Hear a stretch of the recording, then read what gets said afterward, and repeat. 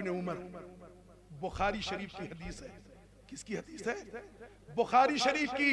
कुरान के बाद जो किताब सबसे ज्यादा मोतबर है उस किताब का नाम है बुखारी, और बुखारी शरीफ के अंदर ये हदीस मौजूद है। मेरे आका के सहाबी अब्दुल्ला इब्ने उमर, क्या नाम लिया मैंने? अब्दुल्ला इब्ने उमर। ये किसके बेटे हैं? अरे मेरे भाई, जब मैं अब्दुल्ला इब्ने उमर कह रहा हूं तो क्यों नहीं बोल देते हजरत उमर के?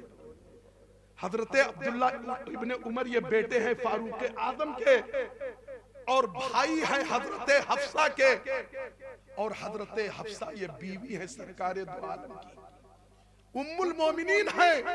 इस हिसाब से हजरत अब्दुल्ला इब्ने उमर मेरे आका के क्या हुए?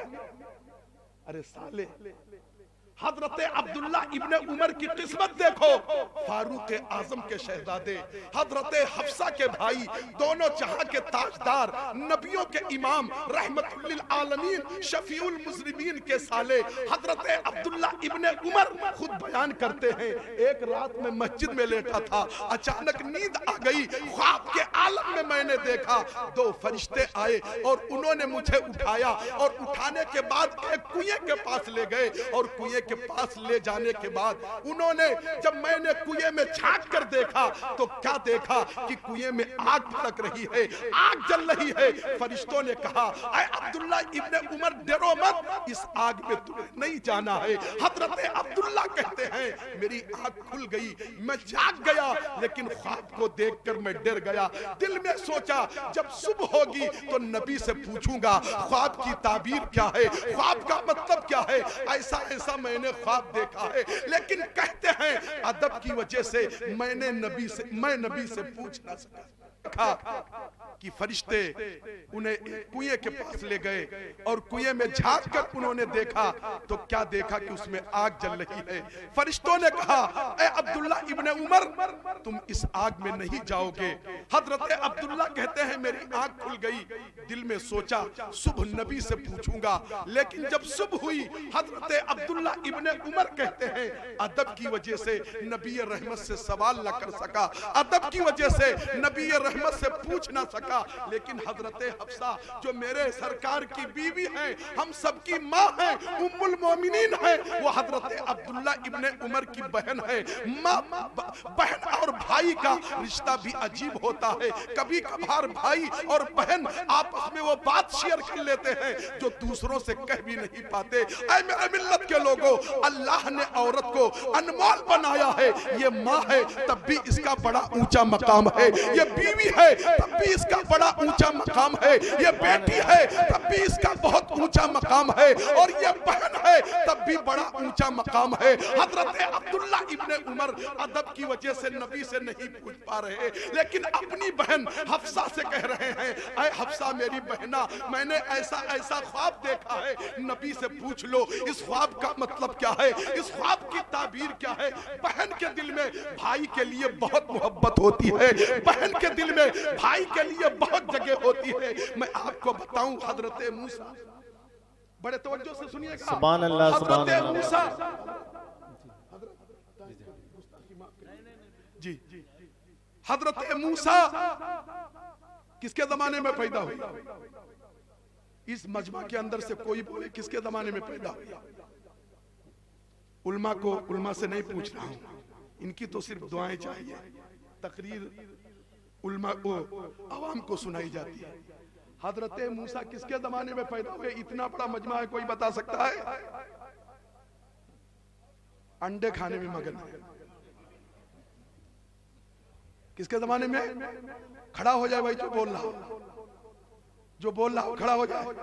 अल्लाह आपकी जिंदगी में बरकत अता फरमाए। आपने कोच की इज्जत बचा ली। किसकी इज्जत बचा ली? पूरी कोच की इज्जत बचा ली। शुक्रिया अदा करो इस नौजवान की। तो हजरत मूसा फिरऔन के जमाने में पैदा हुए। फिरऔन ने ख्वाब देखा था एक बच्चा पैदा होगा जो हमारी हुकूमत का खात्मा कर देगा। नुजूमियों से उसने ख्वाब की ताबीर पूछी थी तो नुजूमियों ने बताया था वो बच्चा अनकरीब पैदा होने वाला था।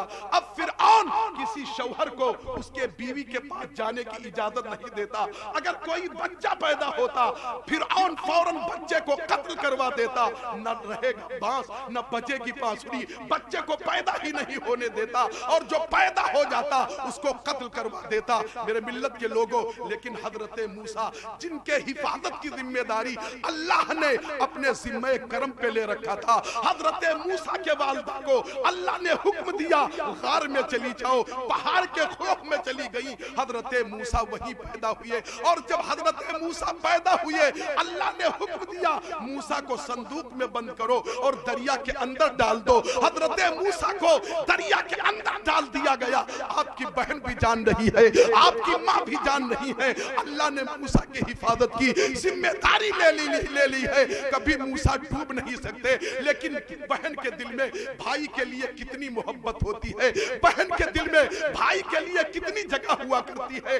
आप देखो हजरत मूसा को दरिया में डाला गया, संदूक दरिया के सतह पर बह रहा है, तेजी से बह रहा है और हजरत मूसा के बहन संदूक को देख रही हैं और दरिया के किनारे दौड़ती हुई चली जा रही हैं, कहीं मेरा भाई दरिया के अंदर डूब न जाए। इतना मोहब्बत होता है बहन के दिल में भाई के लिए। रब की बारगाह में अर्ज है मौला हर भाई को बहन की दौलत अता फरमाए और हर भाई के दिल में बहन की मोहब्बत।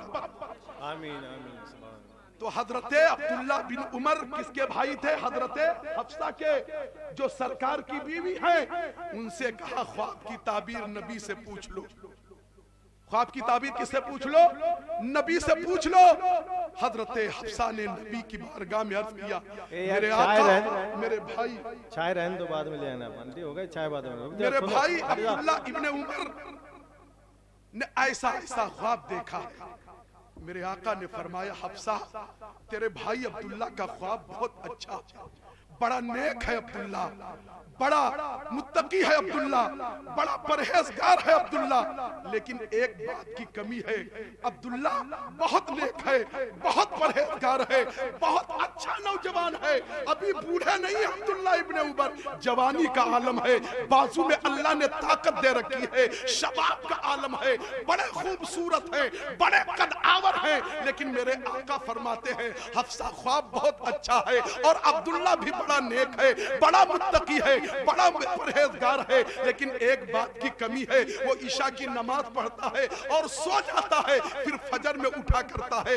अगर वो रात में तहज्जुद पढ़ा करे तो वो और परहेजगार हो जाएगा और बड़ा मुत्तकी हो जाएगा और बड़ा नेक हो जाएगा। मेरे मिल्लत के लोगों, हजरत अब्दुल्ला इब्ने उमर फरमाते हैं कि उस दिन से लेकर पूरी जिंदगी मैंने तहज्जुद की नमाज को कभी नहीं। कौन है इसमें जो तहज्जुद की नमाज को पढ़ता? अरे 5 वक्त की नहीं पढ़ते तो तहज्जुद कैसे पढ़ेंगे? कि है कोई पढ़ने वाला? सिर्फ तकरीर सुनने से काम चलने वाला नहीं है। जरूरत है अपनी सोच बदलो, अपने पेशानी से अपने मस्जिदों को आबाद कर दो। जरूरत है अपनी पेशानी को, अपनी पेशानी से अपने मस्जिदों को आबाद कर दो। नबी फरमाते हैं अल्लाह ऐसे घर के अंदर बरकत नाजिल फरमाता है कि शौहर तहज्जुद के लिए उठे। शौहर किसके लिए उठे? तहज्जुद के लिए, और अपने बीवी को भी जगाए। और अगर बीवी ना जागे तो पानी का छींटा मारकर जगाए, और जब दोनों जाग जाएं वो तहज्जुद की नमाज पढ़े। अगर दोनों ने तहज्जुद की नमाज पढ़ ली, अल्लाह खैर व बरकत का नुज़ूल फरमा देगा।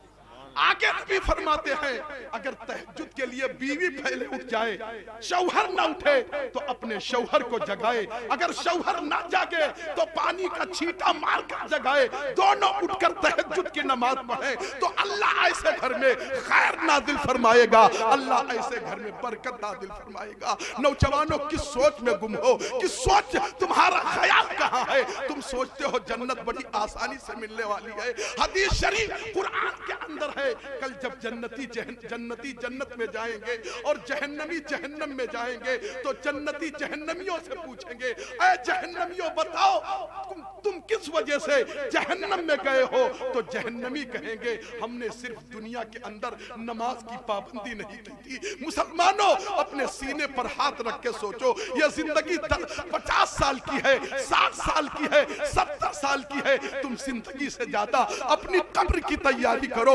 मैदान महशर की तैयारी करो, अल्लाह के अजाब से बचने। अच्छा, आज एक और बहाना नमाज न पढ़ने का, एक और बहाना। क्या कहते हैं? मौलाना साहब बहुत बड़ा बिजनेस है हमारा। अगर कहो कि भाई नमाज पढ़ो तो कहते हैं बिजनेस बहुत बड़ा है हमारा। रुक ही नहीं रहा यार, सुन रहे ना गौर से हमारी बात कि नहीं समझ में आ रही? समझ में आ रही ना?